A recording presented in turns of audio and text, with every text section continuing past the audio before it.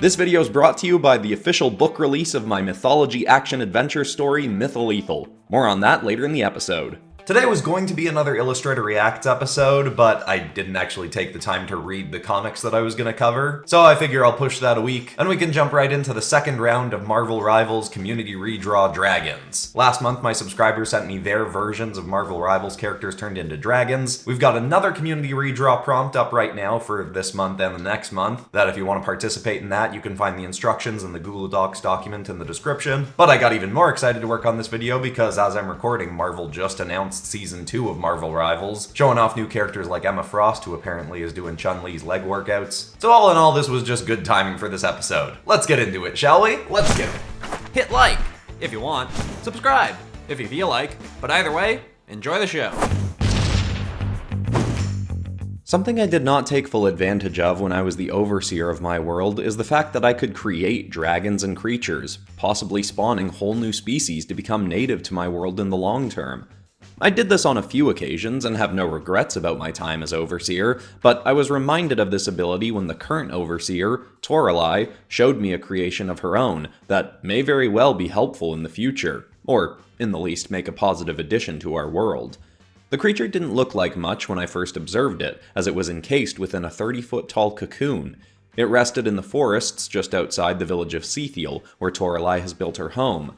She claimed that her intention with this creature was to make something as powerful as a certain begrudging, unkillable ally of mine, but with a much more positive aura to it. Her first result didn't turn out quite so mighty as the unkillable dragon, Snagbazmor, but when the golden cocoon erupted into light and revealed what was forming within, I must say I was quite impressed with her work, including in terms of the name she gave it, Adamus, the Rebirth Wyvern. The gold and crimson dragon quickly showed an innate understanding of human languages, despite not speaking them itself, and proved itself to be very intelligent and empathic. It also has impressive healing abilities, like an even more amplified version of that of a young ally of mine, Jake Tajin. It can breathe two varying beams of light from its maw, one to cause damage to its opponents, and the other to heal injuries on itself and others. In fact, its healing abilities on itself are more impressive still. To test her creation, Toralei unleashed an enraged gargantuan smasher dragon into its same region, and the two promptly got into a brawl, as the Adamus saw the smasher as a threat to that area's residents. It held its own in the battle despite the smasher's immense strength. That itself was quite impressive, and it managed to weaken the dragon enough to cease its rampage. The Adamus itself, unfortunately, looked like its own injuries were serious enough that it may pass on. But that was when I saw the evidence of why its name is so fitting. Before its life could slip away, without anyone else aiding it, the creature enveloped itself in a cocoon, like the one it had been birthed from, and promptly began to glow. Toralei told me to return in a few days, and by the time I did, the creature had already re-emerged and was in perfect health. I was very impressed and very appreciative when she allowed me to make the creature one of my Beast Summon allies, so I can call upon it in future conflicts. I did inquire if Toralei had intentionally made the creature resemble the former artifact known as the Multiversal Orb, given she and her fellow Archons were the ones who created it, but she said that the aesthetic similarities were purely a coincidence.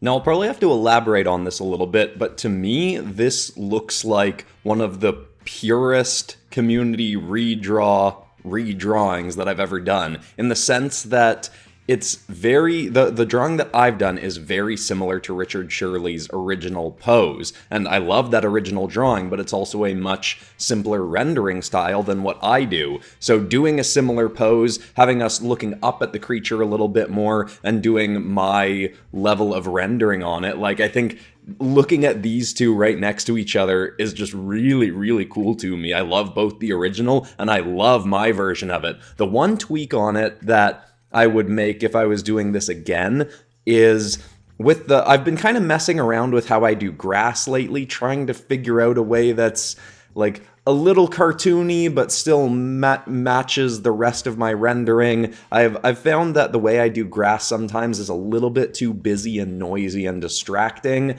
but then sometimes when I'm trying to do a little bit more cartoony version, it's a little bit too simple. So I was trying to find that blend, but while I was doing that, I wasn't thinking about the fact that I kind of liked the idea that this was the dragon landing, and there was going to be like a bit of a wave of dust and smoke, well, not smoke, but yeah, I guess just dust and dirt getting kicked up as it's coming down for a landing. And if I was going to do that, the grass should have been getting blown as well. So I thought about adding that puff of smoke and cloudiness on the ground, but then I was like, that's the fact that the grass is just kind of standing straight up would contradict that. And now that I'm saying it out loud, it might not have been that noticeable. Like the fact that I'd already done the grass not looking like it was wavy probably could have added in that dust wave anyway, and it would have added a bit more movement to this piece. But either way, I don't think this one really needed it. I'm still very happy with how this one turned out. And it's one of those submissions where Adam Warlock isn't one of my personal favorite characters in the game or in movies and comics or anything. So it's a character that I probably never would have picked to use for a Marvel Dragons episode either. So the fact that Richard Shirley submitted something that made me go, oh yeah, this is going to be a great version of Adam Warlock. I think that's one of the nice things about having done this as a community redraw prompt. And I like the idea of doing more stuff like this in the future, getting subscribers to submit a classic PopCross prompt, and then I pick ones to redraw. It also means that I don't have to study the lore as much for characters I don't know because other people are submitting lore for them, and I'm just adapting and tweaking it. Anyway, I love how this one turned out, and let's take a look at the finished result and the color variant.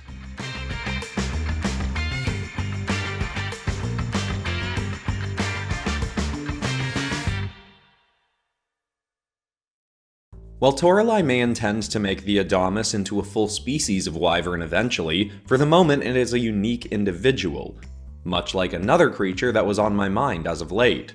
It is a beast that is incredibly elusive, and tales state that it originally resided in Germany, but has been allegedly seen on the hunt in various places around the globe. It has a cryptid-like reputation, with many people telling their tales of brief encounters with it, so it is difficult to say who is being truthful and who simply wanted a good story to tell around the fire or the pub, but I do know for a fact that the so-called Winter Warrior dragon does indeed exist, and if the legends are true, then it was not always a dragon. During a centuries-old conflict, a human by the name of James Buchanan was a skilled knight, working under the orders of Captain Stefan Rogers. Buchanan was Rogers' second-in-command, and they were incredibly close friends, which is where rumors of Buchanan's involvement in the creation of the Winter Warrior begins. Their foes were a collective of hateful sorcerers, calling themselves the Crimson Crests. They took inspiration for their mentality, name, and appearance from the beast known as the Crimson Crested Hydra, famous for its aggressively violent nature, as well as its resilience to return even after having its head severed. In his final battle with the Crimson Crests, Buchanan had his arms severed, then fell from a tall cliff, presumed by most to have promptly lost his life. Rogers was devastated by the loss of his close friend, but continued to lead his soldiers with determination, eventually taking a significant victory against the Crests. A decade or so later, during which time the Crimson Crests had gone quiet, they re-emerged, with a ferocious beast being sent to hunt down the most famous leaders of their prior opposing forces. It was a mighty dragon with an enhanced armored arm in place of its biological arm on one side, the same side where Buchanan had lost his own limb. The vicious dragon managed to kill multiple army captains and high-ranking knights, who had been thorns in the side of the Crimson Crest. That is until it was sent after Stefan. Rogers had heard rumors that the beast may be coming for him and prepared. His soldiers stood by his side when the dragon came, and a brawl did ensue. But when the Winter Warrior was given an opportunity at a possibly fatal blow on Stefan, it hesitated.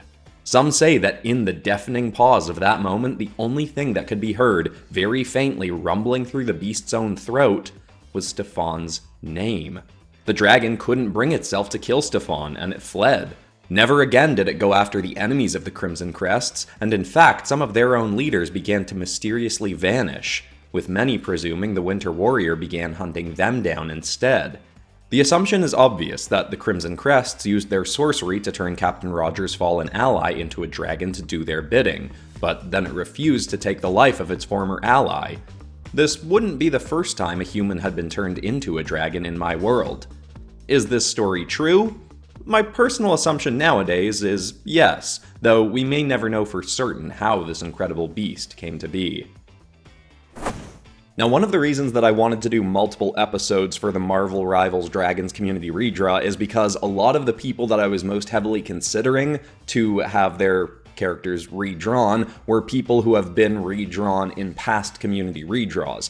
Having one of your characters picked in the past doesn't mean you never can again. Plenty of people have had their characters redrawn a couple times, sometimes even 3 times in the history of this channel, because I've been doing community redraws for like 6 years now or something. But if someone has been picked before and I remember them, I'll generally weigh that in. So like if it comes down to someone who has been picked before and someone who hasn't, I'll be like, okay, let's go with the person who hasn't been picked before. In this redraw, both this and the first one, there are a few people that have gotten picked multiple times now because of this episode. And funny enough, Joshua here, whose creature I'm redrawing, and Harrison, who's getting redrawn next, both of them have been redrawn in the past, I'm pretty sure in the same episode, in the Bust Our Terminax Dungeons and Demons episode. And that was just purely coincidental if I have that right, I'm pretty sure I do. But anyway, I was also really excited to do a Winter Soldier dragon, because that's a character who even well before Marvel Rivals has become something that I'm obsessed with. Winter Soldier is a character that I've considered many times to turn into a dragon in one of my Marvel Dragons episodes. He's one that I always thought would make a really cool character, and you know, the idea had come to mind of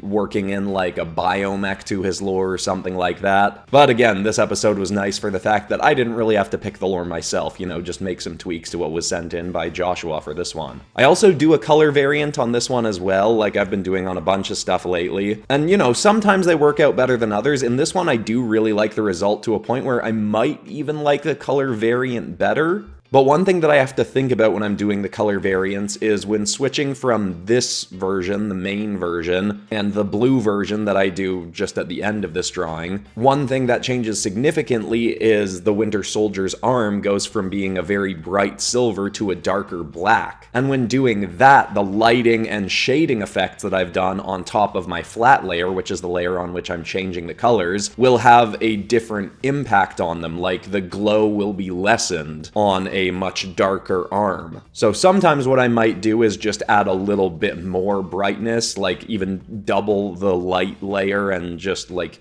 keep the part on the parts where I've changed it to a significantly darker section on the character. But in this case, it made the arm look a little bit more matte and a little bit less shiny, and I actually kind of like that, so I just stuck with it for this one. And that also just makes it one of the alternate color schemes that I think changes things a little bit more significantly and makes it really cool to let us see both versions of this. I'm really glad I've started doing this alternate colors thing. Anyway, let's take a look at both of them.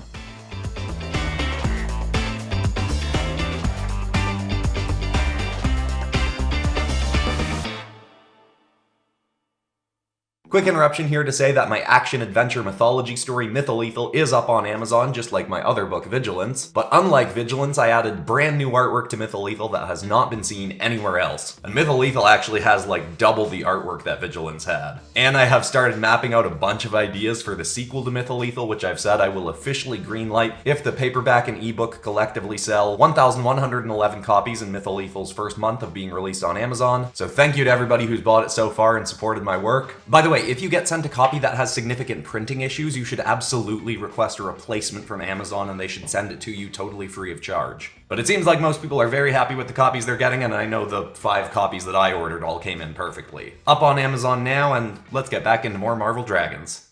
Looking a little farther north than the Winter Warrior is said to make its home, there's a species of drake found in Russia with an ability that I now question the full breadth of. It is a beast called the Magik drake. It is only around 12 feet in length if you don't count the burly blade at the end of its tail, referred to as its soul fang. However, for its small stature it is incredibly ferocious as a fighter.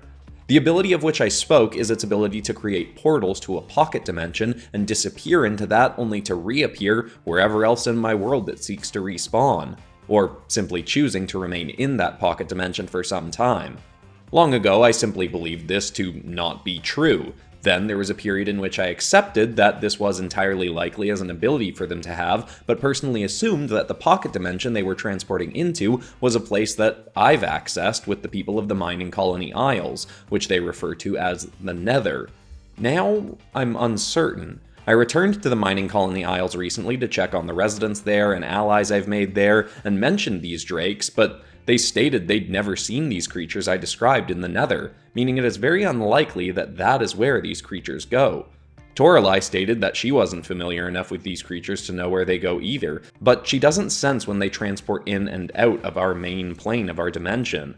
The only reason this is a slight possible concern is if there is any way these creatures are leaving our dimension through some back way that, as the Overseer, Toralei isn't familiar with, there is the slightest risk that this could also give the Archon demons another way into this dimension, a dimension which is otherwise locked off to them. This is unlikely to be a real concern though, it's simply something that's worth considering.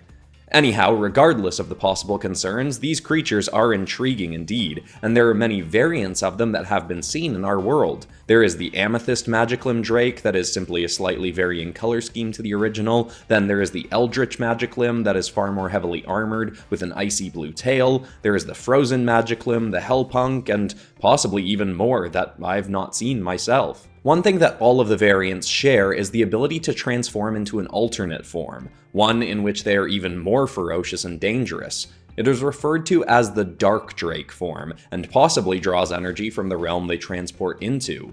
It makes them stronger, faster, grow larger horns atop their head, turns their feet into cloven hooves, and makes them grow up to 20 feet in length. They can only remain in this form for a few minutes at a time, but if you're on the opposing end of one of these creatures when they choose to change into this state, it is very unlikely that you'll live to see them return to normal. Now, Mad About Boost did an awesome job on this Magik submission, and there were a lot of really cool Magik submissions. I love Magik as a character and was really excited to do a dragon version of her, and was actually kind of surprised that all of the all the ones at the top of my head anyway that I remember for her were all drakes. And I don't remember if there was justification for all of them as to why people went with drakes. I think if I was doing Magik myself, I would have made her a dragon with wings, but that's not a critique or anything, that's just, you know, where my mind would have gone. But I really, really liked Mad About Boost's submission, and I'm quite happy with my version of it, but there's some things that are holding it back that I think it could have been like one of my favorite dragons that I've done in ages, but just some things about the pose don't quite work for me. And like, I like a lot of elements of how this drawing turned out. I love the idea of having a portal open behind her, giving a hint at the realm that she transports into. I like how the tail is swooping and I've got some energy coming off the back, inspired by a few different images of Magik from Marvel Rivals. I like the rendering on her, mostly the idea of the pose I really like, but I think if I'd just done something like maybe bend her head a little bit farther down closer to center frame, or bent the tail a little bit more up so it was a little bit more horizontal and have more of that energy swoop kind of going behind the dragon's head, that might have just helped frame it a little bit more and fix the things about it that I don't totally love. And I hadn't actually originally planned to do color variants for this one because Magik's main color variant of her same costume is very similar to her original, like it's a pretty subtle color change, but given Mad About Boost actually worked the Marvel Rival skins variants into the lore that was submitted, felt like I had to do at least one color variant. So let's take a look at both of those now.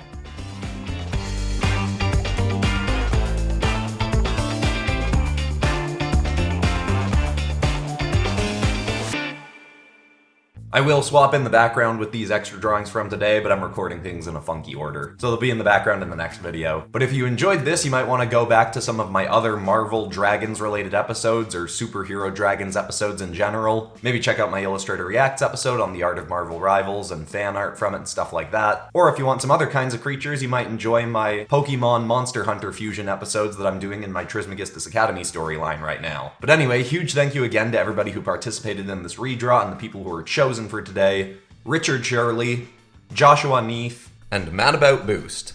Also shout out to Paul C. and Jack Bauer, who were both also almost picked for today. Awesome submissions from those two as well. Anyway, besides that, that's all for today, except of course we're ending this video on some kind of positive or inspiring note, and the thought I want to leave people with today is something I read this week, a reminder of a really good mentality to have that can be helpful in multiple areas of your life. Just keeping the mentality of, I don't know how I'm going to do this, but I'm going to get it done. That was essentially my mentality when I started building PopCross Studios. I didn't really know what I was doing, the channel had a different focus when I started. I just knew I wanted to become a self-employed artist working for myself and making whatever I wanted. And now, 6.5 years later or so, it's still one of the best decisions I ever made in my life. I hope that's inspiring, I love you all, and I'll see you all in the next episode on Friday.